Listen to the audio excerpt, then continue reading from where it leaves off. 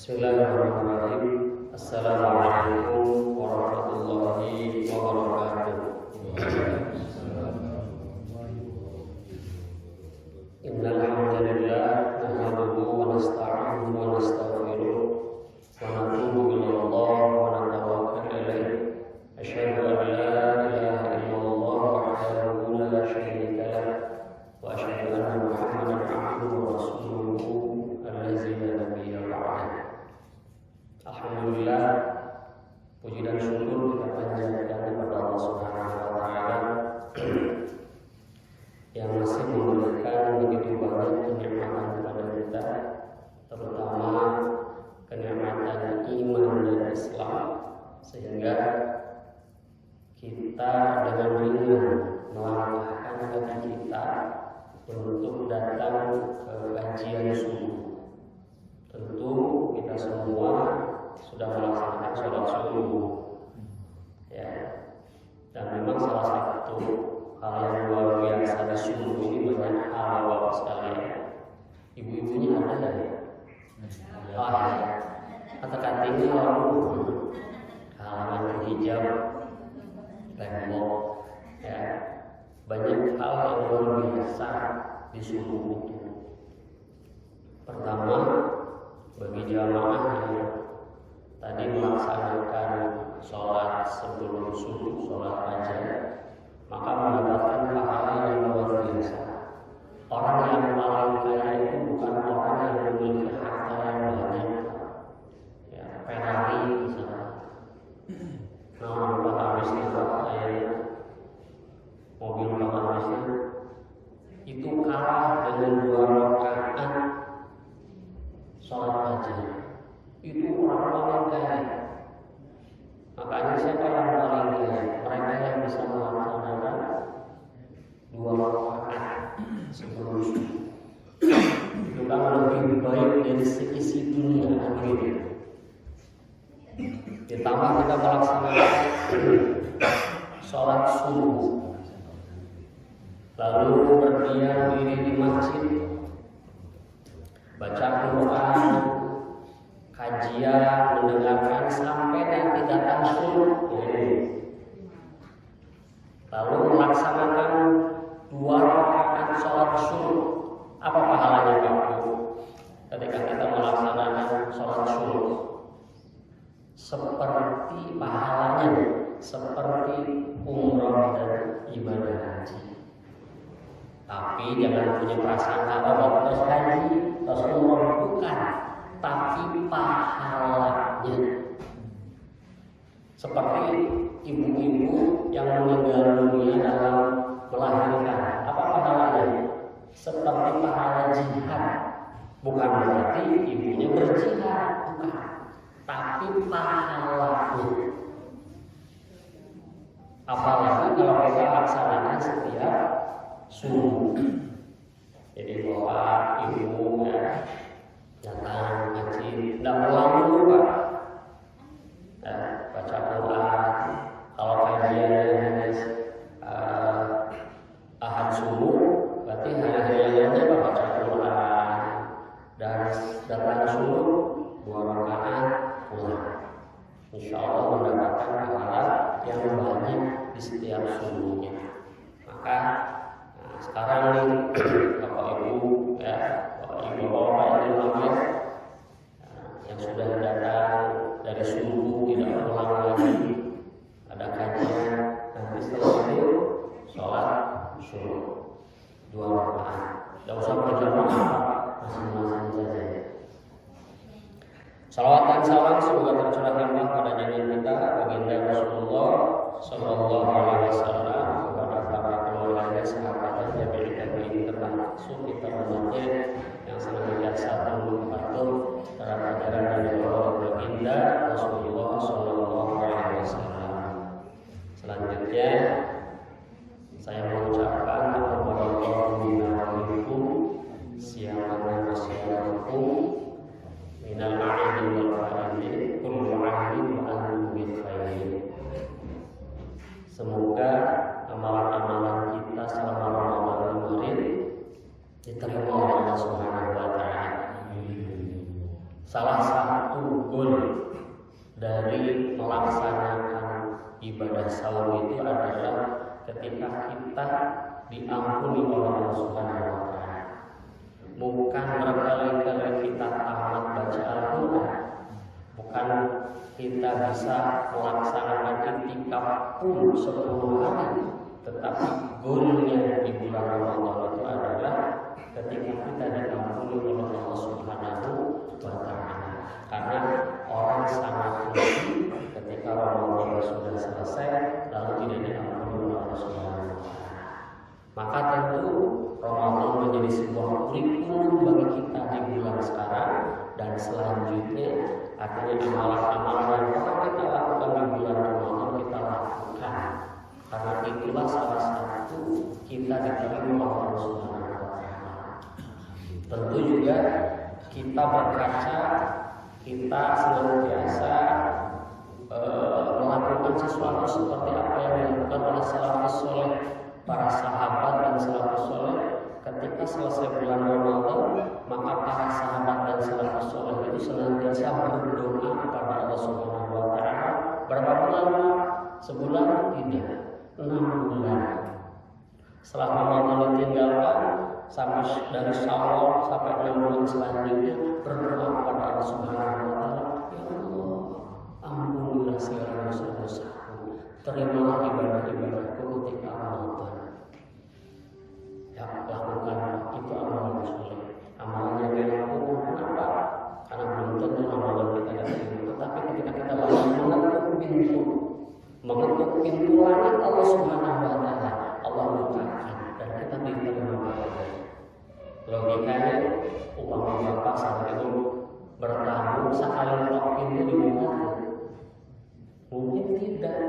Tapi kalau sering ketuk pintu, orang mengetuk dan ada yang mengetuk pintu. Begitupun kalau kita sering mengetuk pintu Allah Subhanahu wa taala dengan doa kita. Mudah-mudahan kita diampuni oleh Allah Subhanahu wa taala.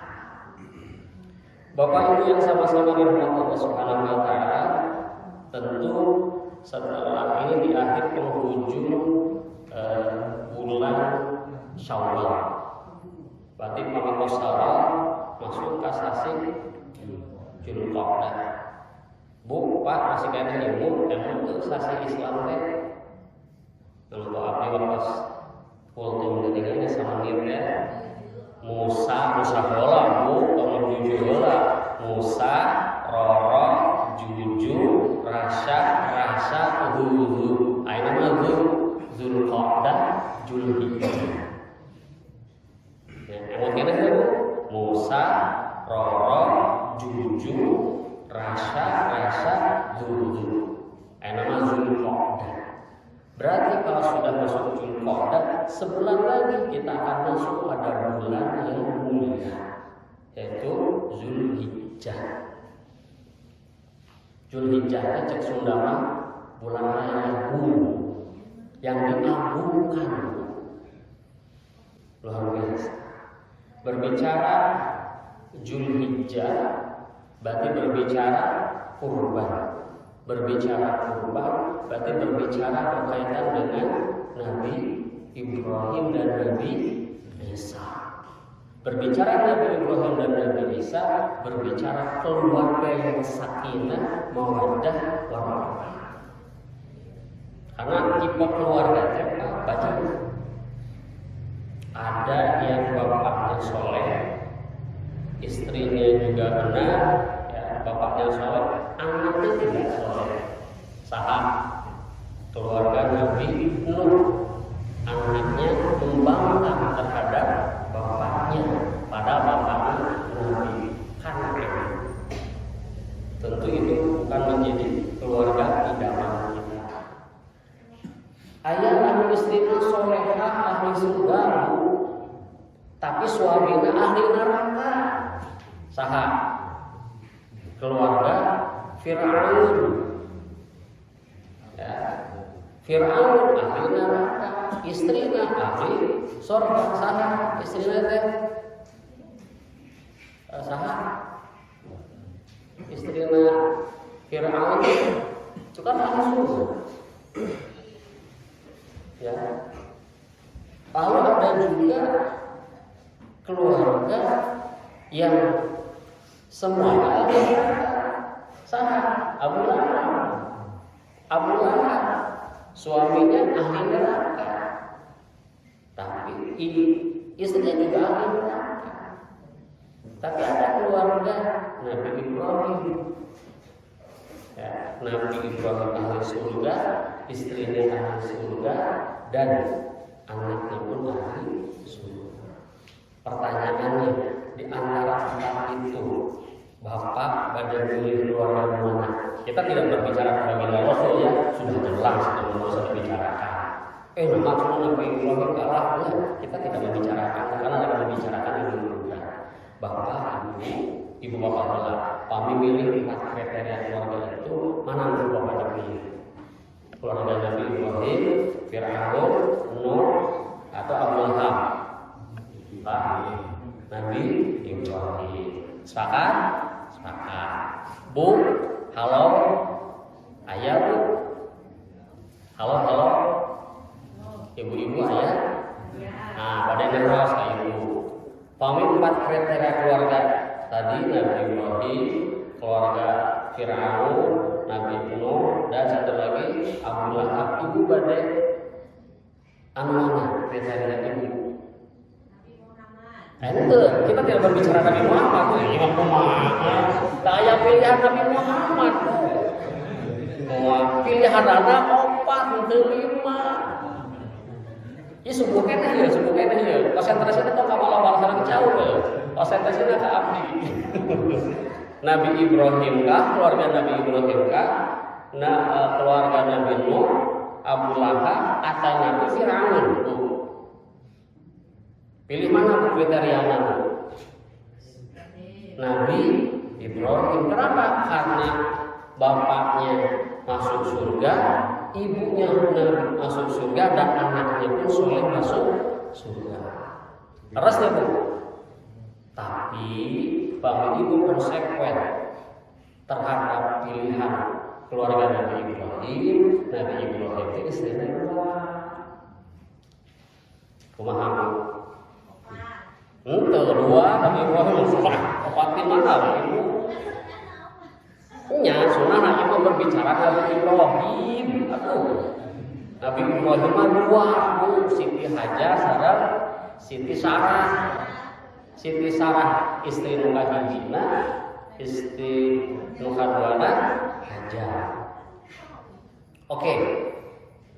Nabi Ibrahim kaya gawe putra puluhan tahun. Menurut kisah dugi kada 80 tahun Nabi Ibrahim lebih di pasihan ngomongan. Kebayang orang kami usia 80 tahun tegak bulan. Nabi Ibrahim senantiasa berdoa kepada Allah Subhanahu wa taala, Rabbi habli minas shalihin. Doa itu. Jadi Allah murah kali yang soleh. Bu suka doa Bapak. Rabbi habli minas shalihin, Rabbi habli minas shalihin wa min dzurriyyati. Dan ternyata di usia 80 tahun itulah Nabi Ibrahim mendapatkan omongan. Itu pun bukan dengan istri yang pertama. Karena istri yang pertama sudah lama tidak bisa mengandung. Akhirnya Siti Hajar sebagai istrinya membolehkan menikah lagi kepada budaknya. Ya. Jadi Siti Hajar itu adalah budak dari Siti Sarah. Yuk nikah dulu ya mas, menyanyi. Kayak ini kita banyak, meni membolehkan soleh kisah. Mau ayah-ayahnya kita yang baru. Hayang gini pak, hayang cina. Mudah-mudahan doakan istrinya seperti itu. Tapi karena memang istrinya tidak dibolehkan, jadi istrinya Siti Sarah mas nikah lagi saja. Akhirnya menikah dengan hamba sahayanya, yaitu Siti Hajar. Dari Siti Hajar baru mendapatkan omongan namanya Nabi Ismail. Itu. Jadi itu kisahnya. Jadi kan ayo kisahnya kurbannya harus paham dulu ceritanya. Lalu luar biasa Siti Hajar. Siti Hajar itu ketika baru melahirkan itu ditinggalkan oleh Nabi Ibrahim. Kabayang ibu namanya lahir itu ditinggalkan oleh suaminya. Siapa tuh? Untung ibu sama Siti Hajar gitu. Untung bapaknya sama Nabi Ibrahim ditinggalkan sampai Siti Hajar itu mengatakan mau kemana mas? Meninggalkan hari-hari karena lahirkan tidak ada apa-apa bayangkan. Kondisinya betul-betul tidak ada. Sampai berkali-kali dan Siti Hajar mengatakan, apakah itu perintah Allah? Barulah menjawab Nabi Ibrahim, iya. Lalu bagaimana Siti Hajar? Monggo mas, kalau itu perintah Allah. Luar biasa. Wah, kalau ada ngaji kok ini guys, ada perintah Allah ngaji wae. Tapi sanes ibu-ibu di dia masyaallah mempersilahkan kepada suaminya bahkan jadi ibu nak alhamdulillah. Itu bisa.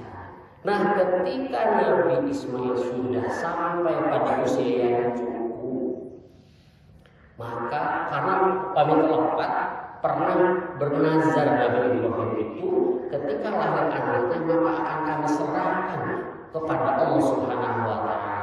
Artinya menjadi hak orang yang betul-betul penolong agama Allah. Allah uji Nabi Ibrahim itu dengan mimpi. Jadi ketika Nabi Ismail sudah usianya cukup, maka diperintahkan oleh Allah Subhanahu wa taala untuk menyembelihnya. Kabayang Bapak kurang hiji-hiji kedah dipencit. Lalu Nabi Ibrahim mencoba kembali. Ini benarnya perintah Allah. Apakah mimpi tersebut apakah mimpi hanya bisikan syaitan atau perintah Allah? Maka Nabi Ibrahim tadi merenungi. Di tanggal berapa? Tanggal 8. Makanya ada tarwiyah. Tarwiyah itu bukan ada yang sahur. Kalau saya dapatkan Pak, hadis baginda Rasulullah itu sahurnya dari tanggal 1 juga. Ya. Tapi banyak perbedaan pendapat di sini. Tapi saya pernah mendapatkan bahwa Rasulullah sahur tidak hanya di tanggal 9 karena di situ mengatakan bukan tasi is'a itu 9 hari. Kalau nasi itu yang ke-9. Nah itu tidak boleh diperdebatkan. Kalau ada yang 9 tanggal 9 di sahur monggo berarti apa? Tanggal 8 ada tarawih monggo. Karena itu sunnah pastiakan haram. Jadi masyarakat anu sunnah adalah pastiakan haram. Nah, Nabi Ibrahim kemudian meminta kepada Allah, coba ya Allah kalau ini benar darimu, mimpikan kembali, datangkan lagi mimpi tersebut. Makanya di tanggal 8 Zulhijjah itu Nabi Ibrahim merenung dan kemudian mimpi kembali. Oh iya, ini dari Allah Subhanahu wa taala. Makanya tanggal 10 disembelihlah. Tetapi sebelum penyembelihan ada sesuatu yang luar biasa. Bagaimana seorang ayah melakukan menyampaikan kepada anaknya. Tidak cek sudah mantap kayak perintah di Allah langsung hari langsung begitu. Nabi Ibrahim melaksanakan musyawarah dengan anaknya. Dalam Al-Quran disebutkan begitu. Wahai anakku, sesungguhnya bapak ini diperintahkan oleh Allah Subhanahu wa taala untuk menyembelihmu. Pamina ngobrol bapak jeung undangan bapak jawabanna. Bapak wes kolot otakna. Abdi mah rakyat ya. Bayangkan Nabi Ibrahim jangan musyawarah. Bukan karena dia nabi dan perintah dari Allah, tapi bermusyawarah. Lalu apa jawaban dari Nabi Ismail? Mangga, sotong salampan, mangga laksanakan perintah Allah. Luar biasa. Ini menunjukkan tadi keluarga yang luar biasa. Kita memimpikan keluarga yang seperti itu ada di negeri Ibrahim. Ya, karena Nabi Ibrahim itu kan bapak dari segala sesuatu.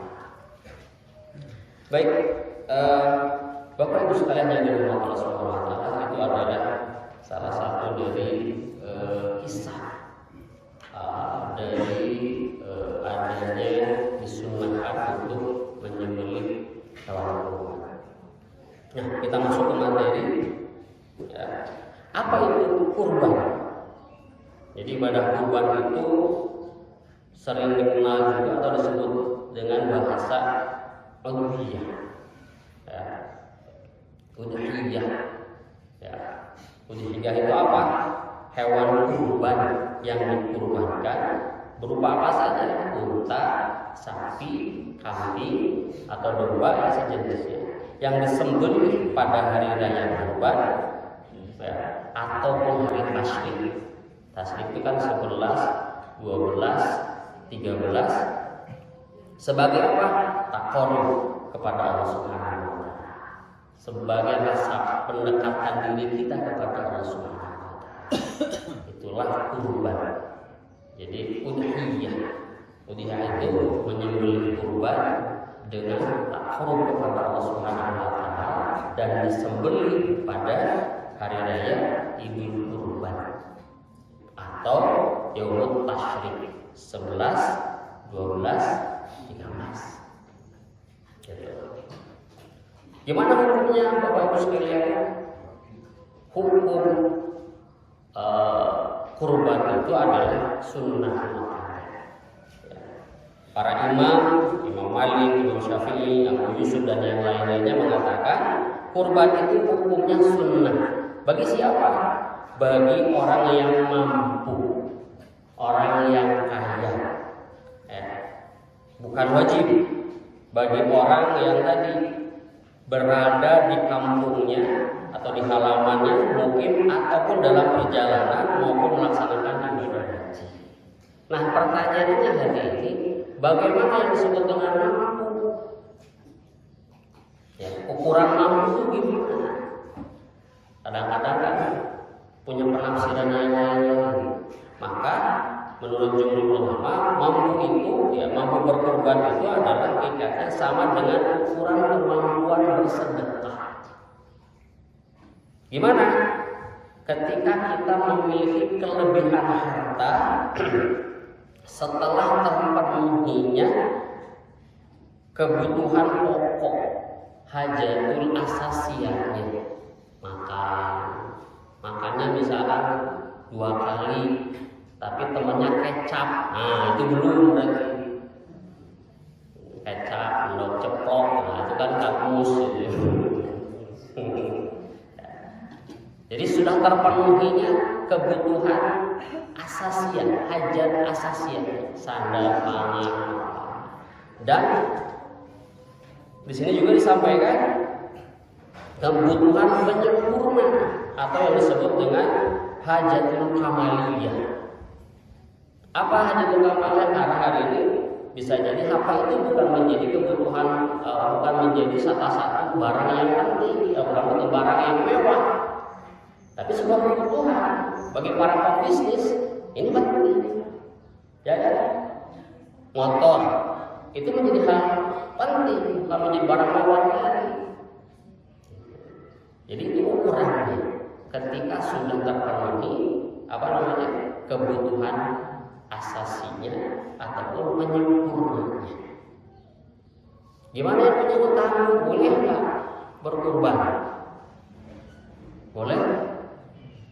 Boleh nggak Pak yang punya utang berkurban? Boleh. Kenapa boleh Pak? Ya boleh. Boleh kalau ada syarat. Kalau misalkan ada pilihan, kalau utangnya jatuh tempo pada 10 Zulhijjah, lalu tidak ada lagi uang, ya, mana yang mesti didahulukan? kurban kan bayar utang. Bayar utang. Kenapa? Karena status bayar utang itu wajib. Sedangkan kurban sunnah. Tapi ibu kekeh, bapak kekeh yang kurban biasa. Asal nyari Rasulullah. Rubah akarnya, Pak bisa nggak ditangguhkan? Karena saya punya cek sudah kalau keuangan nih. Tapi nama sasi ya punya rezeki biasa deh sasi akhir sasi itu apa dibayar. Cek nogan-nogan, oh mama bisa bagus maka boleh. Tapi cek nogan-nogan nggak bisa kalau sekarang nggak bikin kurban, nah banyak. Jadi jangan sampai ada utang tidak bukan kurban, tapi utang yang pokok tidak karena wajib hukumnya. Jadi itu ya Bu ya ukuran dari namanya mampu. Jadi ketika sudah dipenuhi hajat asasinya dan hajat kamaliyahnya. Nah, di sisi lain Allah Subhanahu wa taala mengatakan hukumnya tadi fasholli li rabbika wanhar. Maka laksanakanlah salat wahai Muhammad dan kemudian wanhar menyembelih. Ditegaskan kembali, diperjelas lagi dalam hadis yang lain bahwa wajib bagi Rasul menyembelih itu, tapi bagi kita sunnah. Amartu bin nahr, aku diwajibkan untuk menyembelih hewan untuk berkorban. Wa huwa sunnatul lakum, dan bagimu adalah sunnah, bagi kita adalah sunnah. Tidak wajib, karena memang ada amalan-amalan yang khusus untuk Rasul itu wajib. Contoh, sholat tahajud bagi kita apa? Sunnah. Karena sunnah jadi jarang, bahkan gitu ya. Karena sunnah kan wajib. Harusnya sunnah. Biasa sunnahnya diharuskan dilaksanakan, dapat pahala. Pamit dilaksanakan untuk nanawan kan gitu ya. Maka ngambilnya anu barangkali terakhir itu dilaksanakan deh nanawan kan gitu. Padahal tadi pamit dilaksanakan rugi. Nah, karena cek sudah wajib mah kudu prak. Wajib mah kudu prak, lakukan sunnah alus prak.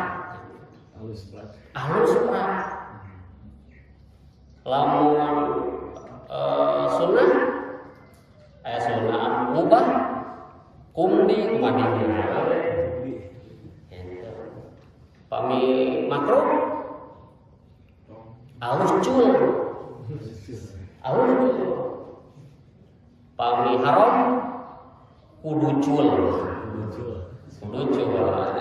Alus cul mah kanggo. Lalu ada penegasan dari baginda Rasulullah SAW bagi mereka yang kaya, lalu dia tidak melaksanakan apa hukumnya orang kaya, lalu dia tidak melaksanakan ibadah kurban. Hukumnya menurut para jumhur ulama adalah makruh. Makruhnya dibenci oleh Allah Subhanahu wa taala kan kita lakukan. Dan Rasulullah SAW menegaskan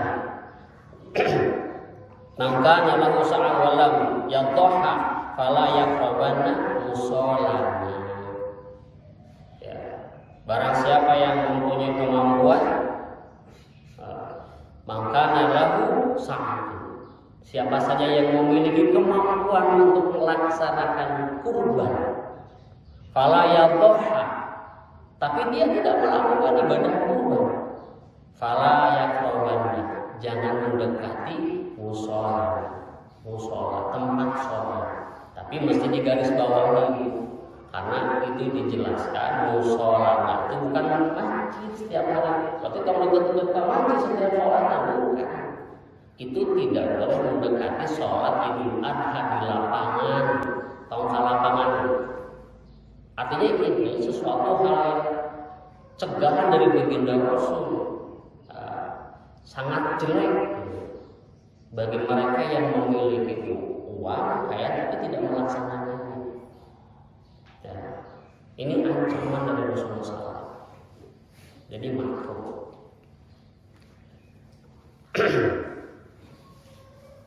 Nah lanjut sesuai dengan temanya sampai jam berapa? Hah? Jam 8. Kela yang lah ya jam 8. Hari abdi teh tenang nganan tahu genapnya setelah pribadi. Pamit tamu 8 itu tos tipis. Awal tos ibu. Yang punya. Abdi mah kumaha gitu wae. Bari tabu sabaraha? 8. Saur bapak-bapak 8 gitu. Tabu hiji. Keutamaan. Ya, banyak keutamaan bagi mereka yang melaksanakan kurban. Rasulullah SAW mengatakan pahalanya besar. Ya, apalagi di 10 hari pertama di bulan Zulhijjah. Jadi berbicara 10 hari itu bukannya Ramadan saja. Ramadan dengan Zulhijjah 10 harinya bagus mana? Utama mana? Ramadan kan atau Zulhijjah kan? Dua-duanya. Cuman berbeda. Ulama mengatakan dalam tafsirnya kalau Ramadan di 10 hari terakhir malamnya, gitu kan? 10 terakhir malam. Tapi kalau Zulhijjah itu di 10 harinya bisa. Makanya banyak bertobat kepada Allah, banyak bersedekah. Di 10 hari dengan sahur itu juga banyak. Ya. Itu rinciannya kurang lebih begitu. Ya. Man 'amila 'ibadadah yaumun nahr amalan ahabba ila Allah 'azza wa jalla min harakatid dam. Tidak ada suatu amal anak-anak Nabi Adam pada hari raya Kurban yang lebih dicintai. Bayangkan, lebih dicintai. Jadi ada tafdil. Ada hal yang lebih. Allah lebih mencintai. Ya, selain menyembelih kurban. Jadi menyembelih kurban itu di Idul Adha itu amalan yang paling dicintai oleh Allah Subhanahu wa taala. Makanya berbahagia ketika Allah titipkan hartanya kepada kita dan kita mampu sebetulnya. Mampu dan tidak mampu tergantung kita hari ini sebetulnya. Ya. Kalau kita mau melaksanakan kurban, maka bisa kita nabung. Ya, nabung. Nanti kalau sampai beres Zulhijjah datang Muharram, nabung. Bayangkan ada 12 bulan. Sehari 10.000 misalnya, maka sebulan 300. Ya, 300 ya kalau 10.000. Kalau misalkan 11 bulan aja berapa? 300, 3 juta, 300. Kalau misalkan di sini 3 juta 600, berarti tinggal 300. Ringan enggak? Ringan. Maka ada niat itu gimana? Nabung. Kalau niat aja tidak ada action, itu bukan niat, itu tidak sungguh-sungguh. Ibu baru ada umroh ya, bapak ada niat umroh, tapi ada action nggak? Artinya ibu setelah bapak sudah mulai nabung nggak? Berarti itu belum sungguh-sungguh. Baru niat saja, belum ada kesungguhan, sungguh-sungguh nabungnya misalnya 100.000, 200.000. Termasuk juga kurban bisa sebetulnya, cuman tadi datanya rasanya ini bulan raya, coba kalau dicicil dengan keluarga misalkan, saya tahun ini 2 tahun ini menerapkan dengan keluarga bisa jadi pelajar bagi semua atau bisa diadopsi juga. Saya bukan mewajibkan sedekah setiap hari 1.000. Karena saya ada 3, yang satu kan masih kecil, masih umur 2 tahun 3 tahun tidak mungkin. Yang SD kelas 1 dan SD kelas 5, SMP kelas 3 itu setiap hari sedekah 1.000 setiap subuh. Nanti setiap bulan saya ambil dan saya tabungkan untuk kurban. Namanya 300 sebulan. Jadi kekurangannya biasanya sekitar 150 atau 200 ribu. Dari anak-anak itu biasanya sekitar 90 ribu. Nah, berarti kurangnya 210. Saya sama istri namun jadi 300. Dan itu saya titipkan, nggak di tabungan saya, tabungan saya titipkan ke orang lain, ke orang yang percaya. Habis ini DKM ada, titipkan ke DKM. Tapi tolong didolarkan, ditabungkan ya tahu.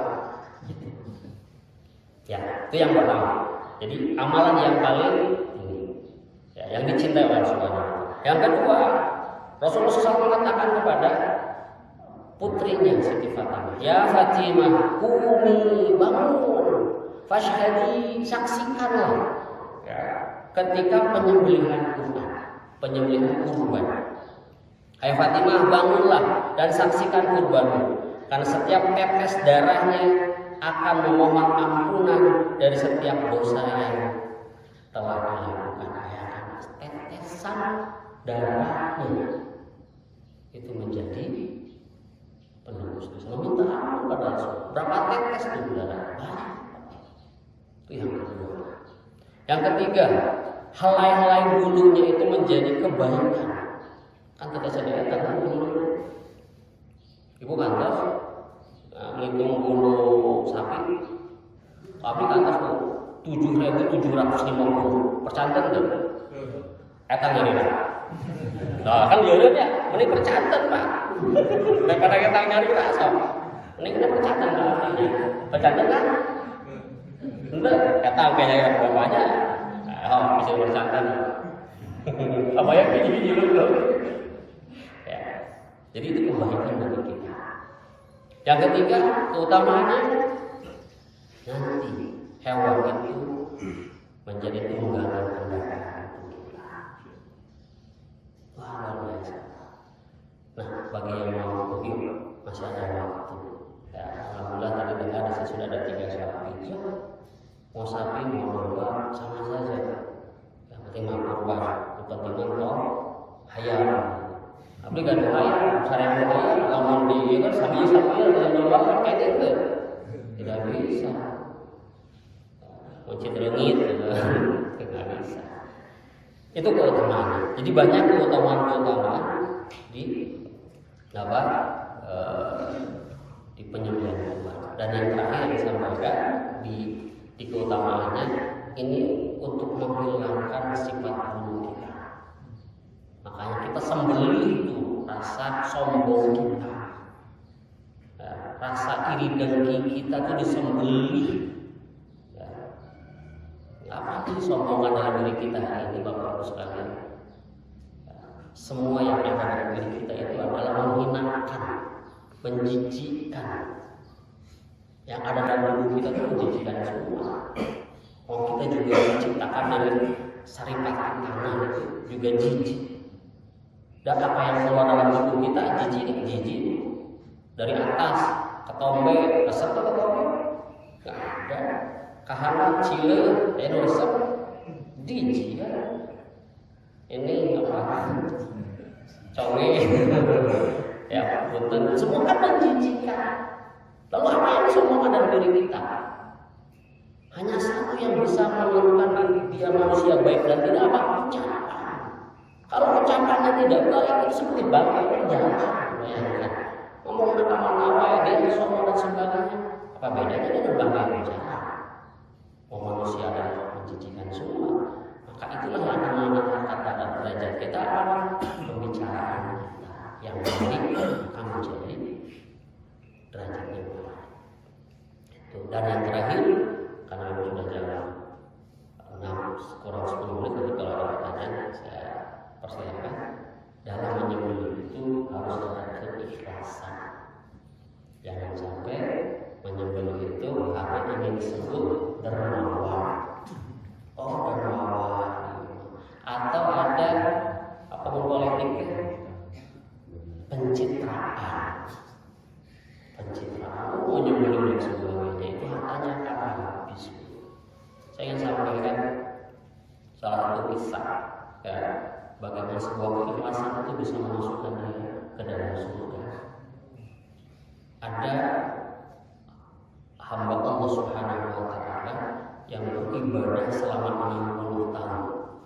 Bayangkan Pak, ibadahnya 60 tahun. Rajin banget. Ya, ini yang mengisahkan sahabat Rasulullah SAW. Kemudian lagi selama 60 hari itu, selama 60 tahun dia melaksanakan ibadah yang luar biasa, tetapi cacat karena 6 hari dia berzina berturut-turut. Ya. Nah, akhirnya ketika 6 hari dia berzina berturut-turut, dia sadar dan bertobat kepada Allah Subhanahu wa taala, dan dia meninggalkan tempat itu, berlari sekencang-kencangnya, terengah-engah dan capek. Dia tidak membawa apa sampai pada dia kelaparan. Ya. Ketika dia kelaparan, ada seorang kakek-kakek yang membawa makanan. Ya, sebuah roti atau apa makanan. Ketika dia makan, ternyata di sebelahnya pun ada kakek-kakek yang sama rasa kelaparan. Akhirnya dia berikan roti itu setengah lebih kepada kakek tersebut dengan rasa keikhlasan yang luar biasa. Kisahnya meninggal dunia ditimbanglah oleh Allah Subhanahu wa taala. Nih, 60 tahun lama kamu beribadah, lalu 6 hari dia berzina, berajinannya ya. Padahal 60 tahun dia beribadah kalah dengan 6 hari dia berzina, terhapus semua amalan, masuk neraka. Sampai dia mengatakan, anakku ya Allah, anakku ya Allah, anakku ya Allah, celaka, aku celaka. Kenapa? Karena mesti neraka. Padahal 6 hari dia berzina, 60 tahun dia beribadah. Kata Allah, tenang, ada satu lagi yang belum aku timbang. Apa lagi ya Allah? Nih, saya timbang amalmu ketika aku memberikan roti kepada kakek. Ditimbang tuh, ngejujik kemudian dulu. Ketika dia memberikan dengan rasa keikhlasan kepada Allah Subhanahu wa taala, maka yang tadinya zina itu jadi memperringan, sehingga timbangannya menjadi berat ke dalam surga karena dengan keikhlasan. Begitu pun dalam kehidupan. Ya, dalam kehidupan semua pelajaran, semua aktivitas kita dalam beribadah harus dikarenakan Allah Subhanahu wa taala. Itu barangkali yang bisa saya sampaikan dalam pertemuan kita hari ini. Kalau ada yang mau ditanyakan, maka ada waktu sekitar 5 menit. Terima kasih.